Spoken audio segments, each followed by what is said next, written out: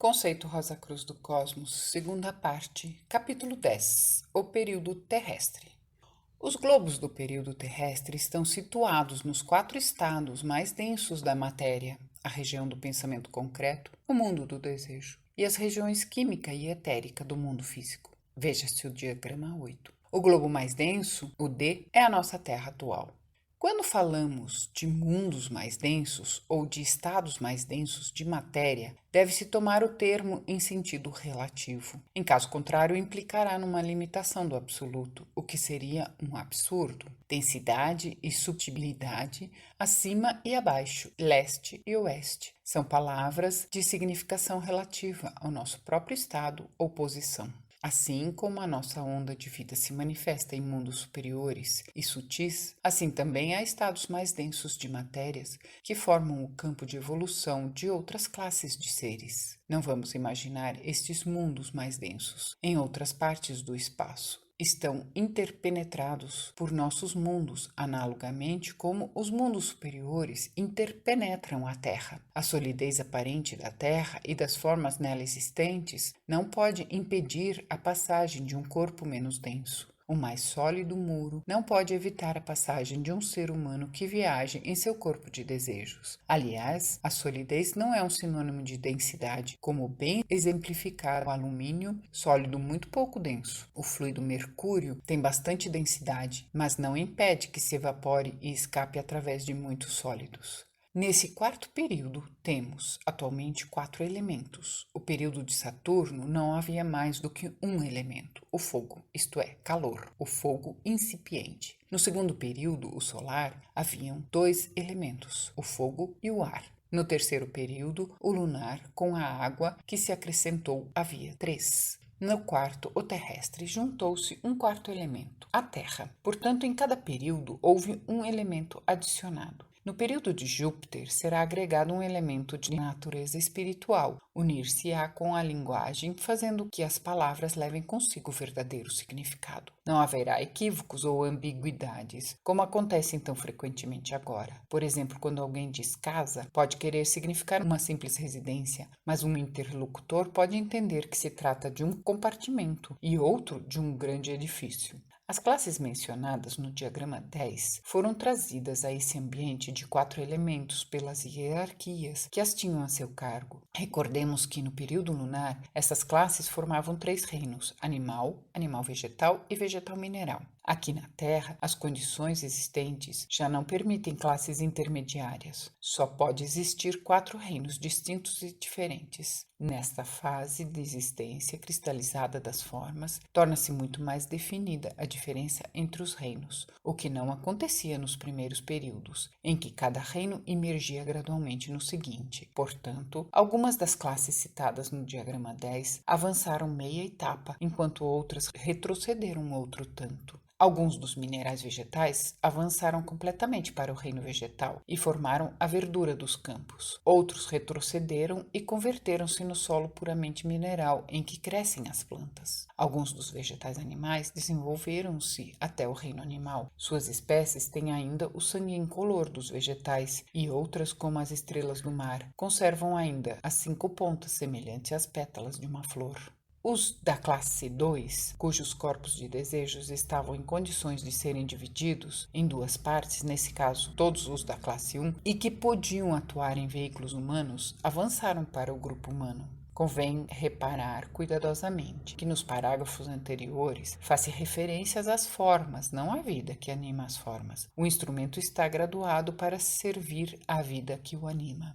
Os da classe 2, em quem se podia efetuar a divisão mencionada, elevaram-se ao reino humano, mas o espírito interno foi-lhes dado um pouco mais tarde do que aos da classe 1. Por conseguinte, não estão tão desenvolvidos como os da classe 1 e formam as raças humanas inferiores. Os que tinham seus corpos de desejos incapazes de divisão foram colocados nas mesmas condições das classes 3A e 3B, constituem os presentes antropóides. Entretanto, se alcançarem o suficiente grau de desenvolvimento antes do ponto crítico já mencionado, que virá a meados da quinta revolução, poderão seguir com a nossa evolução. Caso não consigam, perderão todo contato com ela.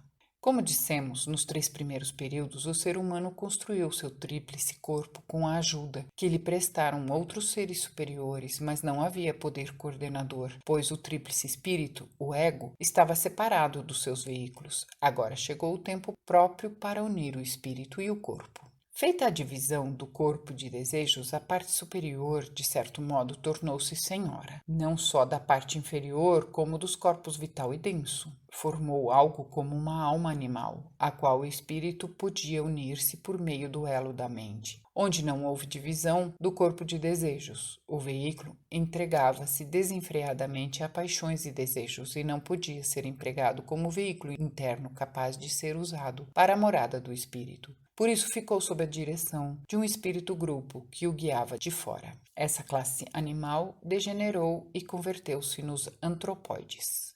Ao mesmo tempo em que o corpo de desejos se dividia, o corpo denso adquiria gradualmente a posição vertical, retirando a espinha dorsal do alcance das correntes do mundo do desejo, no qual o espírito-grupo age sobre o animal através da espinha dorsal horizontal. O ego podia agora entrar e agir e expressar-se por meio da espinha dorsal vertical, construir a laringe vertical, bem como o cérebro, para sua expressão adequada no corpo denso. A laringe horizontal está também sob o domínio do espírito-grupo. Se for certo, como já mencionamos, que alguns animais, tais como os estorninhos, os periquitos, os papagaios, etc., podem emitir palavras por possuírem laringe vertical, não podem pronunciá-las inteligentemente. Empregar palavras para expressar o pensamento é o mais alto privilégio da humanidade, e só pode ser efetuado por uma entidade que pense e raciocine como ser humano.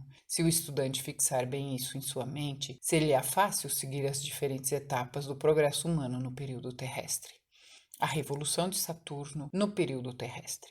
Nesta revolução, em qualquer período, reconstrói-se o corpo denso. Desta vez, deu-lhe a possibilidade de formação de um cérebro que se converteu em meio de expressão do germe mental dado posteriormente. Com esta reconstrução final, o corpo denso adquiriu capacidade e alcançou maior eficiência. É impossível exprimir em palavras a maravilhosa sabedoria empregada na construção do corpo denso. Nunca ao estudante se inculcarão suficientemente as incomensuráveis facilidades desse instrumento para adquirir conhecimentos, a grandeza do benefício que representa para o ser humano, o quanto deve estimulá-lo e quão agradecido deve sentir-se por possuí-lo. Já foram expostos alguns exemplos da perfeição da construção e da inteligente adaptabilidade desse instrumento. Para tornar mais evidente essa grande verdade, vamos ilustrar essa sabedoria mostrando o trabalho do ego no sangue. É geralmente sabido que o suco gástrico atua sobre o alimento para colaborar na assimilação. Contudo, muitos poucos, salvo os médicos, sabem da existência de muitos outros diferentes sucos gástricos, cada um deles apropriados a cada classe de alimentos.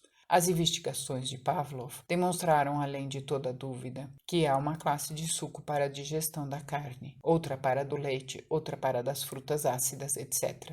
Isso explica porque nem todas as misturas do alimento fazem bem. O leite, por exemplo, necessita de um suco gástrico completamente diferente daquele necessário para qualquer outro alimento, com exceção dos amidos, que não podem ser digeridos com facilidade se forem misturados com outros alimentos além dos cereais. Bastaria isso para mostrar uma sabedoria maravilhosa. É o ego que age subconscientemente e seleciona os diferentes sucos, cada qual apropriado a um ou diversos alimentos que se introduzem no estômago e dotados da quantidade de energia necessária à digestão. Porém, ainda mais maravilhoso é o suco gástrico filtrar-se no estômago antes do alimento ali chegar.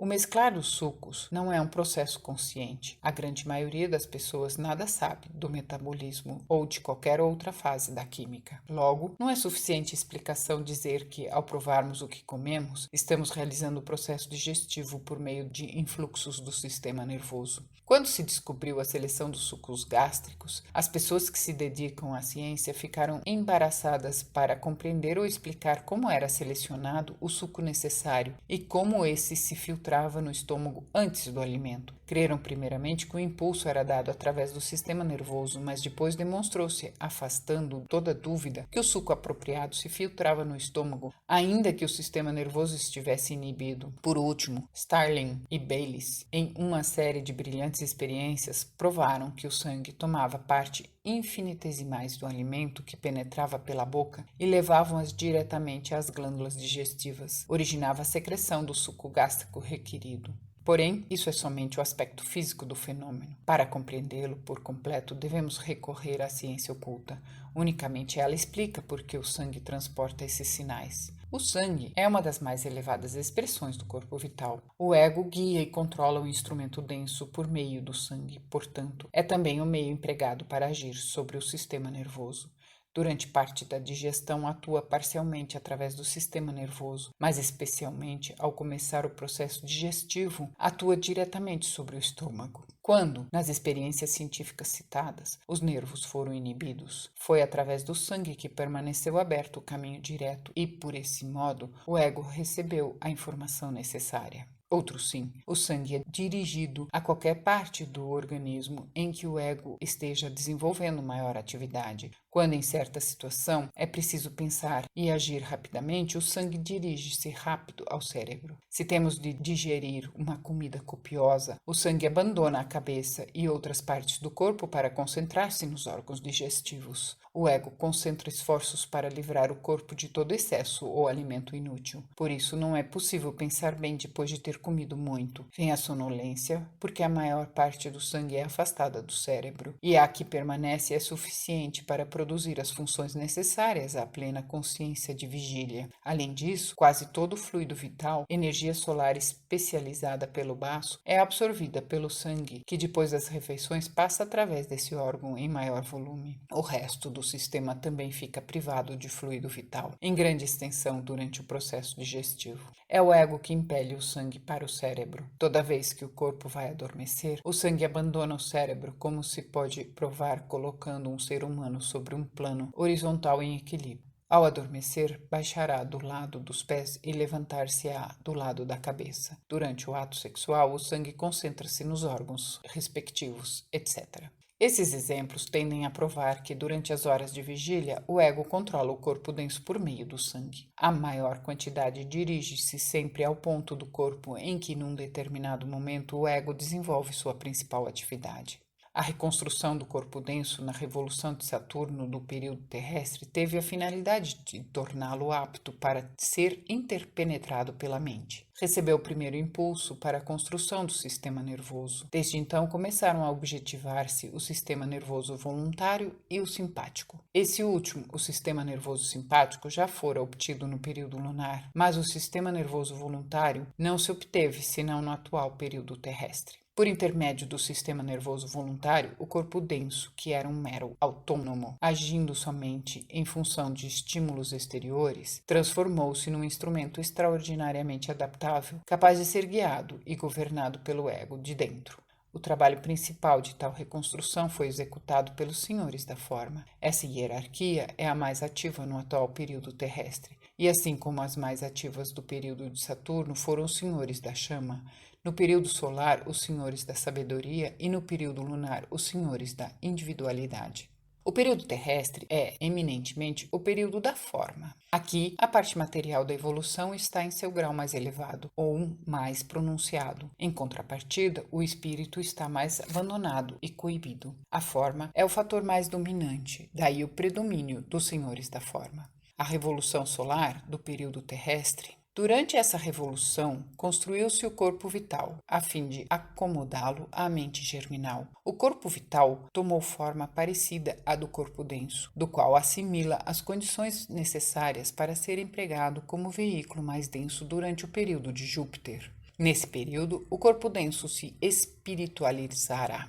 Os anjos, a humanidade do período lunar, foram ajudados pelos senhores da forma na reconstrução. A organização do corpo vital é a mais perfeita depois da do corpo denso. Alguns têm escrito sobre esse assunto e afirmado que não é um veículo separado, que é somente uma ligação e que não passa de um modelo do corpo denso. Não desejando criticá-los, admitimos que essa afirmação parece ser justificada pelo fato de o ser humano, em seu estado atual de evolução, não poder ordinariamente empregar o corpo vital como veículo separado. Na maioria dos seres humanos, permanece unido ao corpo denso e separá-lo totalmente causaria a morte desse corpo. Todavia, como veremos adiante, noutro tempo não estava tão firmemente incorporado ao corpo denso. Nas épocas da história da Terra, chamadas Lemúrica e Atlântica, o ser humano era um clarividente involuntário, fenômeno esse produzido pela frouxa conexão entre o corpo denso e o vital. Os iniciadores ajudavam o candidato a diminuir ainda mais essa conexão, como marcadamente acontece com o clarividente voluntário. Desde essa época, o corpo vital ligou-se muito firmemente com o corpo denso, na maioria das pessoas, porém, não tanto nas chamadas sensitivas. Nessa débil conexão está a diferença entre a pessoa psíquica e a comum, inconsciente de tudo que não sejam as impressões dos 5 sentidos. Todos os seres humanos passam através desse período de íntima conexão dos seus veículos para experimentarem a consequente limitação da consciência. Portanto, há 2 classes de sensitivos: os que ainda não se submergiram firmemente na matéria, por exemplo, a maioria dos pele vermelhas, dos hindus, etc., que possuem certo grau de clarividência ou são sensíveis aos sons da natureza, e aqueles outros que seguem na vanguarda da evolução. Os vanguardeiros estão surgindo do pináculo da materialidade e podem ser divididos em 2 classes. A primeira, que se desenvolve de maneira passiva, sem energia, por meio de ajuda de outros. Voltam a despertar o plexo solar e outros órgãos relacionados com o sistema nervoso involuntário. Tornam-se clarividentes involuntários ou médiums, sem domínio algum sobre a sua faculdade. Retrocedem. A outra classe é formada pelos que voluntariamente desenvolvem os poderes vibratórios dos órgãos relacionados, atualmente com o sistema nervoso voluntário. Convertem-se em ocultistas treinados, dominam seus próprios corpos e exercem a faculdade da clarividência à sua vontade. Por isso, são denominados clarividentes voluntários. No período de Júpiter, o ser humano funcionará em corpo vital, como funciona agora em corpo denso. Nenhum desenvolvimento é súbito na natureza. O processo de separação dos 2 corpos já começou e o corpo vital alcançará um elevado grau de eficiência maior do que tem agora o corpo denso. Veículo muito mais flexível, o espírito poderá usá-lo de maneira atualmente impossível com o veículo denso. A revolução lunar do período terrestre. Nela, se recapitulou o período lunar e muitas de suas condições prevaleceram idênticas às do globo D naquele período, porém em grau superior. Houve uma atmosfera da mesma neblina ígnea, o mesmo centro ardente, a mesma divisão do globo em 2 partes, para que os seres mais altamente evoluídos tivessem oportunidade de progredir em ritmo e enriquecimento tais que seres como nossa humanidade não teriam podido igualar. Nessa revolução, os arcanjos, a humanidade do período solar e os senhores da forma encarregaram-se da reconstrução do corpo de desejos, mas não estavam sozinhos nessa tarefa. Quando se deu separação do globo em 2 partes, houve uma divisão similar dos corpos de desejo de alguns dos seres que estão evoluindo. Já indicamos que, ao dar-se essa divisão, a forma estava pronta para converter-se em um veículo de um espírito interno. Com o objetivo de levar mais adiante esse propósito, os senhores da mente, a humanidade do período de Saturno, criaram da parte mais elevada do corpo de desejos e nela implantaram o eu separado, sem o qual o ser humano do presente nunca poderia existir, com suas gloriosas possibilidades. Assim, na última parte da Revolução Lunar, o primeiro germe da personalidade separada foi implantada na parte superior do corpo de desejos pelos senhores da mente. Os arcanjos foram ativos na parte inferior do corpo de desejos, dando-lhes desejos puramente animais. Também trabalharam sobre o corpo de desejos dos que não estavam divididos. Alguns desses arcanjos converteram-se em espíritos grupos dos animais e agem sobre eles, de fora, nunca penetrando totalmente nas formas animais, como o espírito separado o faz de dentro do corpo humano. Durante o período terrestre, foi reconstruído o corpo de desejos a fim de torná-lo apto para ser interpenetrado pela mente germinal. Esse trabalho efetuou-se em todos os corpos de desejos que admitiram a divisão já mencionada. Como se explicou anteriormente, o corpo de desejos é um ovoide desorganizado, tendo no centro o corpo denso, qual uma mancha obscura, como a clara de ovo, envolvendo a gema. Há certo número de centros sensoriais no ovoide, que foram aparecendo desde o princípio do período terrestre. Na média dos seres humanos, tais centros assemelham-se a redemoinhos em uma corrente e não estão despertados. É, portanto, um corpo de desejos que não tem a utilidade para ele como veículo de consciência independente ou separado, mas quando esses órgãos sensoriais são despertados, parecem vórtices em rapidíssima rotação. Período de repouso entre revoluções. Anteriormente, falamos das noites cósmicas entre os períodos. Vimos que houve uma noite cósmica, intervalo de repouso, assimilação entre os períodos de Saturno e solar, outra entre os períodos solar e lunar, etc. Porém, além dessas, existem também intervalos de repouso entre as revoluções. Podemos comparar os períodos a diferentes encarnações do ser humano, a noite cósmica aos intervalos entre a morte e o novo nascimento, e o intervalo de repouso entre revoluções ao período de repouso do sono de cada noite, isto é, entre 2 dias. Quando chega a noite cósmica, todas as coisas manifestadas transformam-se numa massa homogênea. O cosmos converte-se novamente em caos. Esse retorno periódico da matéria à substância primordial habilita o espírito a evoluir. Se o processo cristalizante da manifestação ativa continuasse indefinidamente, ofereceria um insuportável obstáculo ao progresso do espírito. Quando a matéria se cristaliza a ponto de tornar-se demasiado pesada e dura, o espírito nela não podendo agir, retira-se para recuperar a energia já exaurida. É como uma broca que vai furando metais duros. Deve parar e ser guardada durante algum tempo para recuperar-se.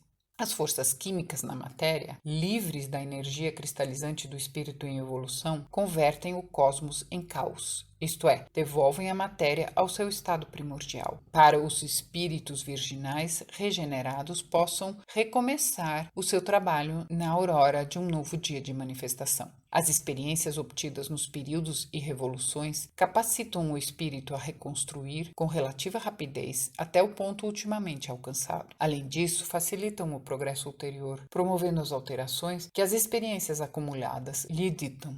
Desse modo, no final da revolução lunar do período terrestre, todos os globos e toda a vida voltaram ao caos, reemergindo ao começar a quarta revolução. A quarta revolução do período terrestre. Na sempre crescente complexidade do esquema evolutivo, há sempre espirais dentro de espirais, ad infinitum. Portanto, não deve causar surpresa sabermos que em cada revolução o trabalho de recapitulação e repouso se aplica aos diferentes globos. Quando a onda de vida reapareceu no globo A, nessa revolução, recapitulou o desenvolvimento do período de Saturno. Depois de um repouso, que entretanto não implicou na desintegração do globo, mas tão só uma alteração do mesmo, apareceu no globo B, onde recapitulou a obra do período solar. Depois de outro repouso, a onda de vida passou ao globo C e repetiu o trabalho do período lunar. Finalmente, a onda de vida chegou ao globo D, nossa Terra atual, e aí começou realmente o verdadeiro trabalho do período terrestre. Contudo, as espirais dentro de espirais impediram que esse trabalho principiasse imediatamente depois da chegada da onda de vida no globo C, porque o germe da mente só foi